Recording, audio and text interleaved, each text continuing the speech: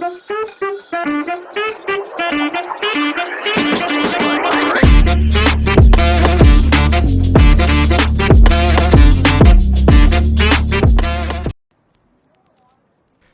teman-teman, ketemu lagi ya sama saya. Saat ini kita akan mengingat kembali tentang sejarah sepak bola di era saya masih nonton sepak bola ya. Pada video ini adalah cerita tentang salah satu pemain sepak bola terbaik versi saya. Dari banyak banget pesepak bola jenius, Mesut Ozil mungkin menjadi salah satu pemain yang bakat kelas dunianya layak diabadikan dan untuk kita ceritain lagi. Jujur ya, banyak yang baru mengenal Ozil di Piala Dunia 2010, termasuk saya.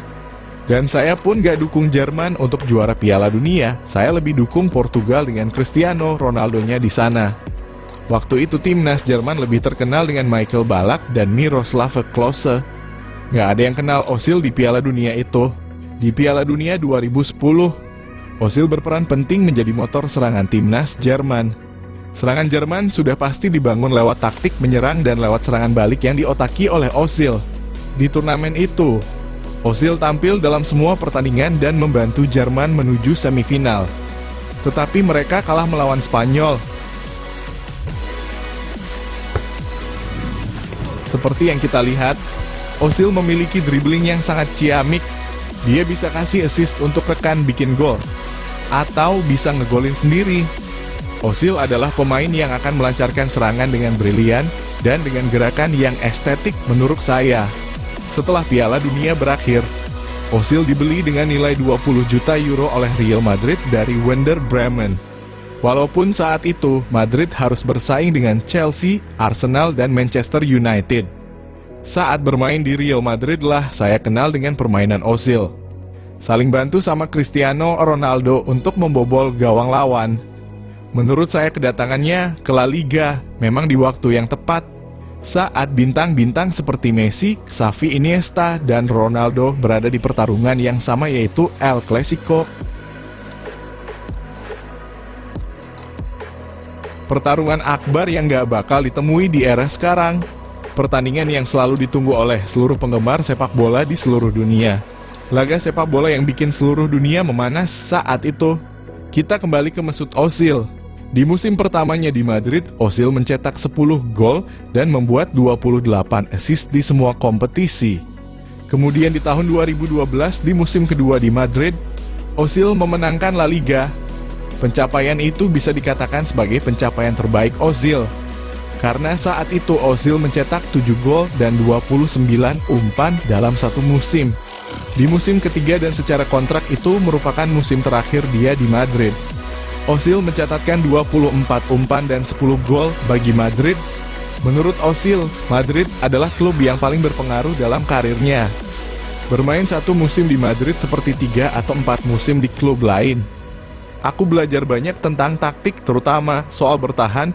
Meskipun begitu, ada banyak yang kupelajari selama di Madrid dan itu membuat saya seperti sekarang. Ujarnya di beberapa media Spanyol.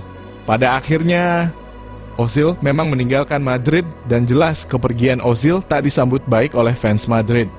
Para penggemar yang protes datang berbondong-bondong ke Santiago Bernabeu dan meminta untuk jangan jual Ozil.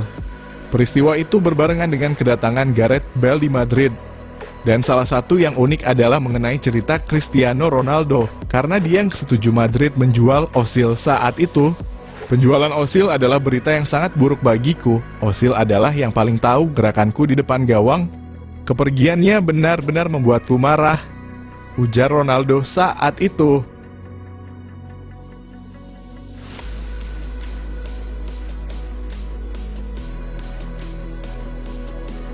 Pada akhirnya Ozil pun pindah ke Arsenal dengan nilai transfer fantastis, yaitu 63 juta dolar. Gila, itu hampir 3 kali lipat dari transfer tertinggi dalam sejarah Arsenal. Ozil menjadi pemain sepak bola dengan bayaran tertinggi di dunia. Dalam debutnya untuk Arsenal, Ozil membantu gol Giroud dengan sebuah umpan di pertandingan melawan Sunderland. Dan selalu kasih kontribusi yang baik di minggu-minggu berikutnya. Namun selalu ada saja yang menjadi masalah karena dia terus dikritik karena dianggap terlalu kurus dan akan kesulitan bertahan di liga yang keras seperti di Liga Inggris. Tapi nyatanya dia bisa membuktikan bahwa kelebihannya memang bukan pada fisik, tapi pada otak dan kaki kirinya ini. Kelebihan itu sudah cukup membuatnya menjadi salah satu yang terbaik di dunia. Gol pertamanya untuk Arsenal terjadi dalam kemenangan melawan Napoli di Liga Champions pada tanggal 19 Oktober 2013. Meski sempat cedera di Arsenal, namun Ozil memberikan kontribusi penting bagi Arsenal. Di musim perdananya 13 umpan dan 7 gol untuk Arsenal saat itu. Di Arsenal, pelatihnya selalu memujinya sebagai pemain yang memberikan banyak pengaruh untuk tim. Di musim keempatnya, Ozil tampil luar biasa dan membantu Arsenal memenangkan Piala FA. Meski di sepanjang musim dia mengalami beberapa kali cedera, namun 12 gol dan 13 umpan berhasil dia sumbangkan.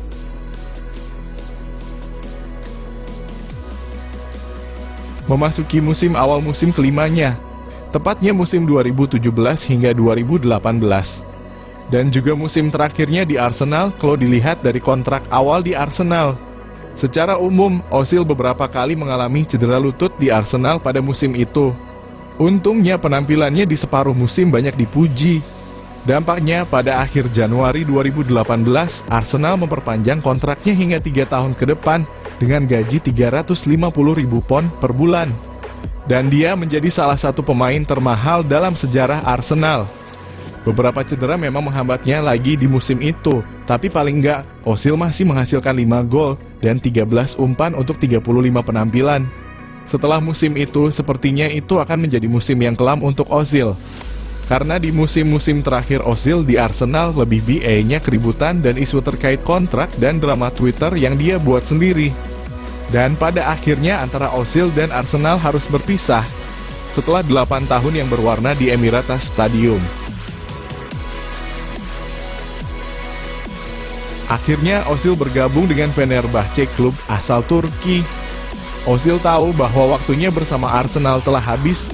Pada bulan Januari 2021, Ozil tiba di Turki. Ini adalah transfer terbesar dalam sejarah klub itu. Fans sepak bola Turki tentu tak hanya menganggapnya sebagai superstar. Mereka mencintainya karena memiliki darah yang sama ya. Ozil memang punya darah Turki dalam dirinya. Impianku menjadi kenyataan hari ini. Aku percaya pada klub ini dan aku sangat bahagia berada di sini hari ini. Saya menyambut hari ini dengan sangat antusias. Saya sangat mengagumi klub ini saat kecil. Perjalanan pun dimulai dan sayangnya tak semua hal berjalan sesuai rencana. Musim pertamanya Ozil lebih banyak cedera, dia harus absen di 8 pertandingan dan harus menunggu hingga akhir musim. Baru dia dapat menyumbangkan sebuah umpan untuk tim barunya. Di musim berikutnya di Turki, kondisinya membaik. Ozil mengoleksi 9 gol dan 2 umpan dalam 26 pertandingan.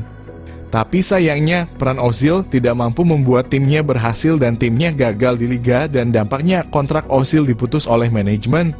Lalu di musim panas tahun 2022, Ozil pindah ke Başakşehir, salah satu klub di kota Istanbul, Turki.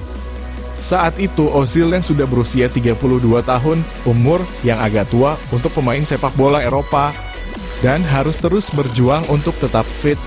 Di klub itu tidak banyak cerita yang muncul dari Mesut Ozil karena lebih banyak isu terkait politik di sana.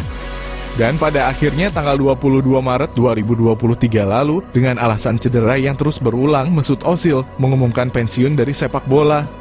Di dunia sepak bola, nama Mesut Ozil adalah pemain sepak bola dengan kualitas teknik yang nyaris sempurna.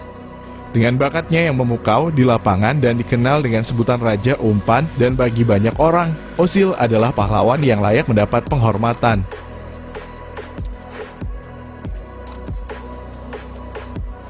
Terima kasih sudah menonton video ini.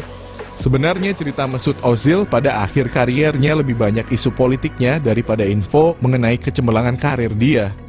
Saya tidak ambil pusing mengenai itu karena menurut saya permainan dan keindahan sepak bola lebih penting dari isu apapun.